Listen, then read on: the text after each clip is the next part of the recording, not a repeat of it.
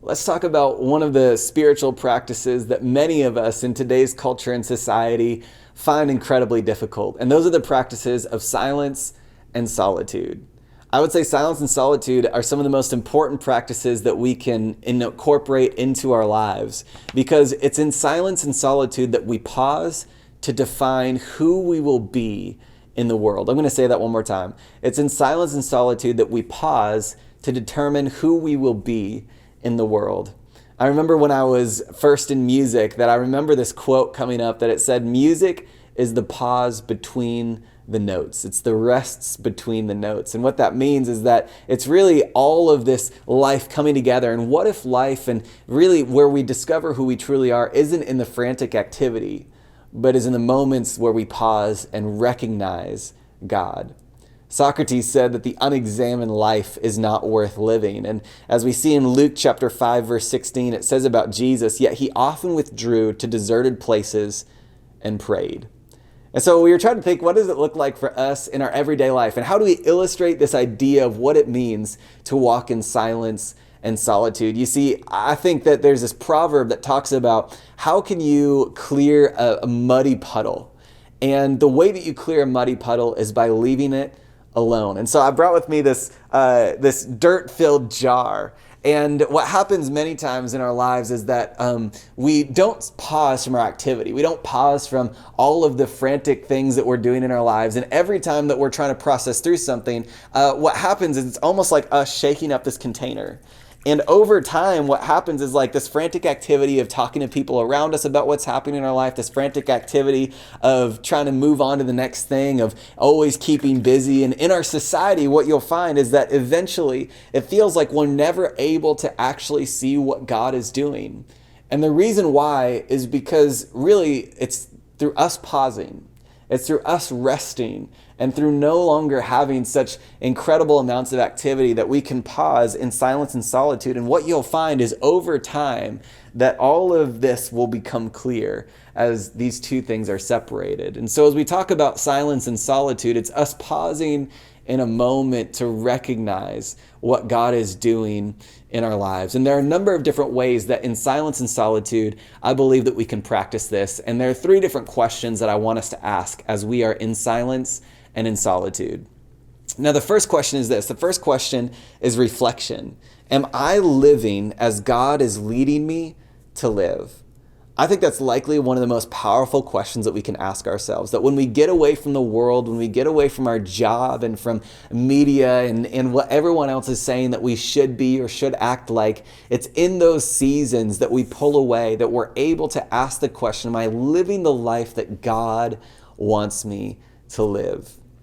Romans chapter 12, verses 1 and 2 says this, "Do not be conformed to this world, but be transformed by the renewal of your minds, that by testing you may discern what is the will of God, what is good and acceptable and perfect." The way that we are no longer conformed to the world, but conformed to God, is that we take the time to be silent before Him and that we reflect on our life and say, is there a way that I could have been more loving today? Is there a way that I could have responded in a more patient manner today? Is there something that I put before God and that I worship that thing instead of God today? And in those moments of reflection, we simply pause to ask the question, am I living the way God has called me to live?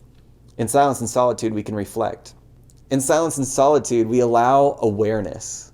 Am I aware that God's presence is with me right now? And so we pause to recognize and be aware of God's presence. One of my favorite Psalms, Psalm 139, verses 7 and 8, incredible verses, says this, "Where can I go to escape your spirit? Where can I flee from your presence?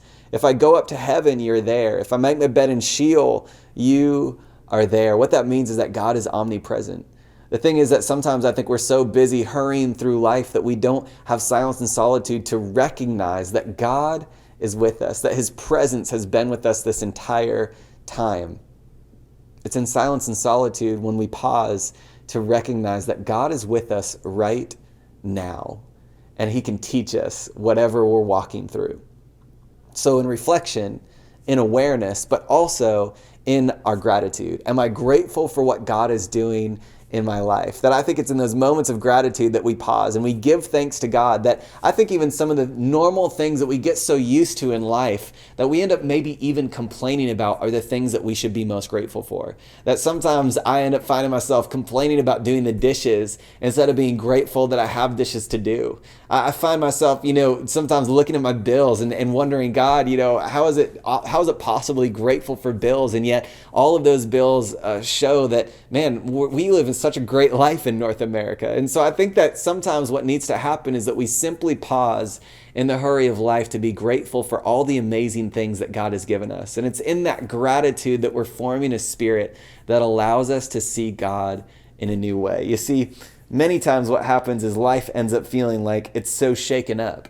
Life ends up feeling like it's not very clear, but it's in those moments when we pause, when we rest in silence and solitude, that God can redefine who He's calling us to be and what He's calling us to do.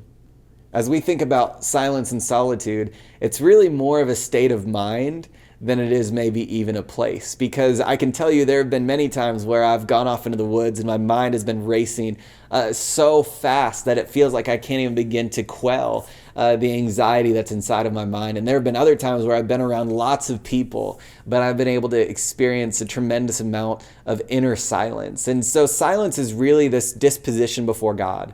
It is this disposition to quiet our mind, quiet our hearts, and to sit before God in these incredible questions. So I would encourage you, look for moments of silence. Maybe for you, you're used to driving to work with the radio on. Maybe that's going to be a moment that you take as a moment of silence. Maybe you take a walk in the morning, and that's going to be your moment that instead of listening to the latest media or to a podcast, that you're simply going to walk. Or it might be that as you're doing laundry, that you decide that that's going to be one of your quiet times as you do something like cleaning up the house or laundry that most of the time you incorporate media into, that you're going to allow silence and solitude to be a part of the very way that you're forming and framing your life. And so as we look at silence and solitude, it's something that clears our hearts so that God can speak to us in a new way, so that we're conformed to the image of Jesus in a new and in a fresh way as we listen to His Spirit. My prayer is that you understand silence and solitude. You're formed by silence and solitude in a new way, because it's really all about pausing to define who you're going to be in this world.